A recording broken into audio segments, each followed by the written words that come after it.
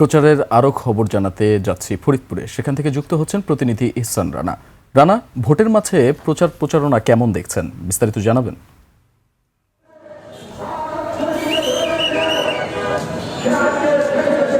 জি দীপু, যেমনটি বলছিলেন, ধন্যবাদ। আমি এখন দাঁড়িয়ে আছি ফরিদপুর সদর আসন, সংসদীয় আসন 3-এ। আমাদের সারা দেশের ন্যায় আমাদের ফরিদপুরেও জনগণের নির্বাচনের প্রচারণা বিএনপি, জামাত সহ প্রত্যেকটি বড় বড় দল তাদের ভোট প্রার্থীদের কাছে দাঁড়ে দাঁড়িয়ে ছুটে বেড়াচ্ছে এবং তারা বিভিন্ন প্রচারণার মাধ্যমে তারা দিন পার করছে।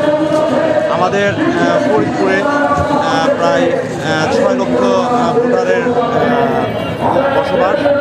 আমাদের ফরিদপুরে নারী এবং পুরুষ ভোটার প্রায় সমান। তো আমাদের এখানকার নির্বাচনী পরিবেশ, আমি জেলা রিটার্নিং কর্মকর্তার সাথে কথা বলেছি। এখানকার নির্বাচনী পরিবেশ এবং নিরাপত্তা সব কিছুই এখন পর্যন্ত ভালো আছে এবং তারা তাদের সার্বক্ষণিক প্রস্তুতি তারা নিয়ে রাখছে। তো আমরা এখানকার নির্বাচনী প্রচারণা। জি, ধন্যবাদ রানা আপনাকে। দর্শক, ফরিদপুর থেকে ভোটের মাঠের প্রচারণা সম্পর্কে আমাদেরকে জানাচ্ছিলেন ইহসান রানা।